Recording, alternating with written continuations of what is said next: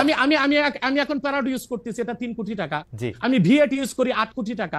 আমি helicopter use করি, এটা 14 কোটি টাকা। হেলিকপ্টারটা আমার চেয়ে বেশি বাংলাদেশে শেখ হাসিনা ব্যবহার করেন, এটা আমি অহংকার করে বলছি না, আল্লাহ তাআলার শুকরিয়া আদায় করছি। এখন আমি নৌকাতেও যাই, যেখানে যেভাবে আমার সুবিধা তখন সেভাবে সেখানে আমি। না, সেটা ঠিকই আছে। সেটা হচ্ছে যে আমরা মানে আপনি এখানে আসবেন, অনেকে অনেক ধরনের মন্তব্য করেন, প্রশ্ন করেন, অনেকের মধ্যে অনেক ধরনের উৎসাহ আছে, অনেক ধরনের জানার বিষয়ও আছে।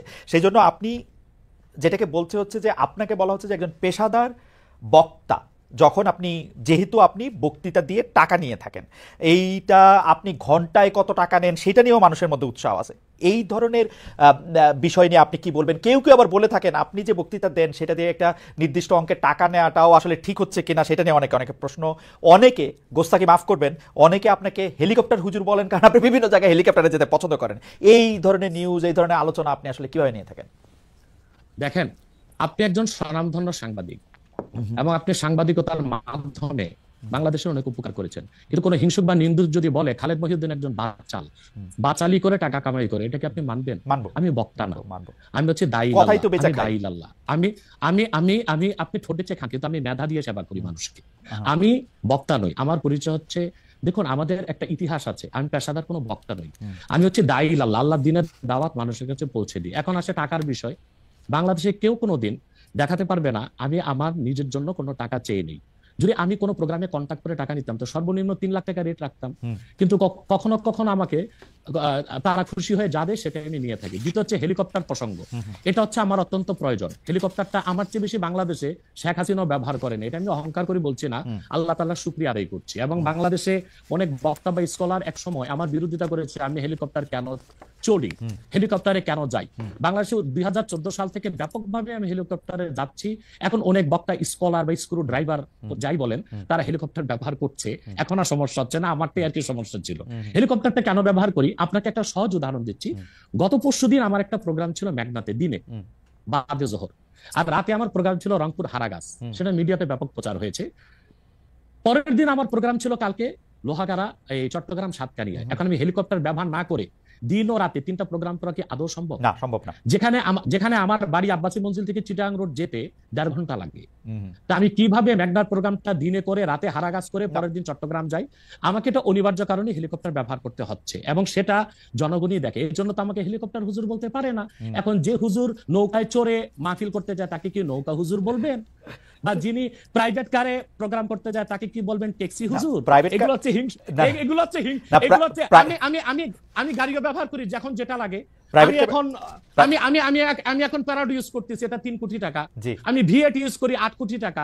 আমি হেলিকপ্টার ইউজ করি, এটা 14 কোটি টাকা। এখনো আমি নৌকাতেও যাই, যেখানে যেভাবে আমার সুবিধা তখন সেভাবে সেখানে আমি। না, সেটা ঠিকই আছে।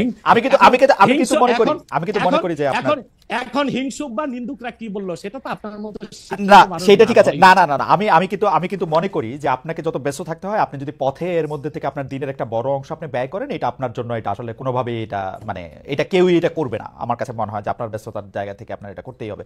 কিন্তু আমার যে প্রশ্ন ছিল যে আপনি এর জন্য নিজেকে একজন প্রফেশনাল স্পিকার মনে করেন কিনা, আপনি মনে করেন কিনা যে আপনি যে বিভিন্ন জায়গায় বক্তৃতা দিতে যাচ্ছেন এবং আপনার যে একটা অসম্ভব চাহিদা বিভিন্ন জায়গায়, আজকে এখানে কালকে সেখানে, সেইটা আপনার আয়ের একটা বড় উৎস কিনা?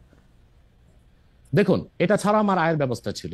আমাদের যে বাংলাদেশে আমাদের যে আধ্যাত্মিক ঘরানার আমরা সন্তান, আপনি জানেন আমাদের বংশের মুরব্বী শাহ কারামত আলী জনপুর রহমতুল্লাহ, তাকে বলা হয় বাংলাদেশের আধ্যাত্মিক জনক। 2 নেশন থিওরির ভিত্তিতে দেশ স্বাধীন হয়েছে, এবং ডব্লিউ হান্টার তার বইতে উল্লেখ করেছে, এনসাইক্লোপিডিয়া অফ ব্রিটানিকাতে এসেছে, ইসলামিক ফাউন্ডেশন বিশ্বকোষে এসেছে, কারামত আলী জনপুর রহমতুল্লাহর হাতে 2 কোটি লোক মুসলমান হয়েছে। ওনার কারণেই পরবর্তীতে দেশটা স্বাধীন হয়েছে। উনি ইন্তেকাল করেছেন 154 বছর আগে।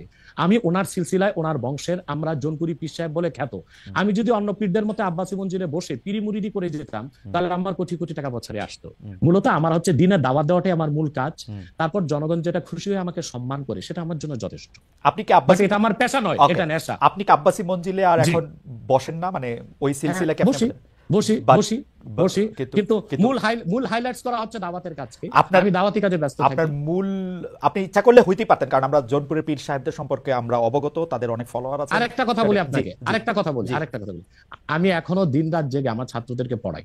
আমি Okay. বুখারী শরীফ প্রথম খণ্ড আমার ছাত্রদেরকে পড়াই।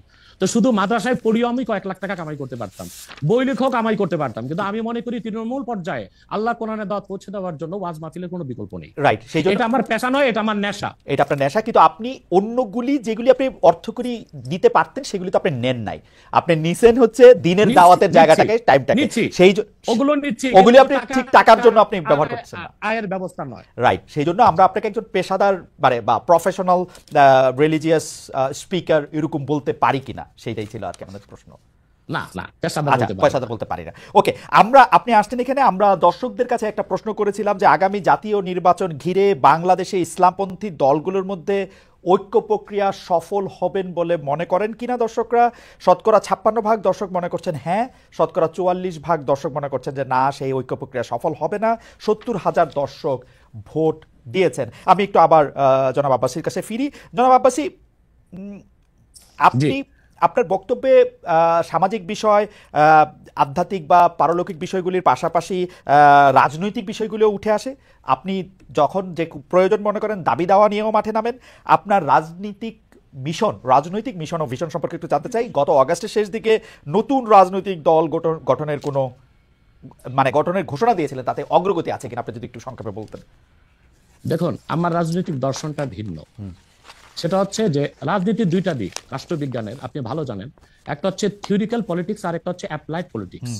তা আমি অ্যাপ্লাইড পলিটিক্সটা করি না, হরতাল মিছিল মিটিং ভোটাভুটি এগুলোকে আমি সমর্থন করি না, বাট থিওরিক্যাল পলিটিক্স এটা আমি খুব চর্চা করি। এবং থিওরিক্যাল পলিটিক্সটা হচ্ছে রাষ্ট্রবিজ্ঞানের অবজারভেশনাল সায়েন্স, পর্যবেক্ষণমূলক বিজ্ঞান।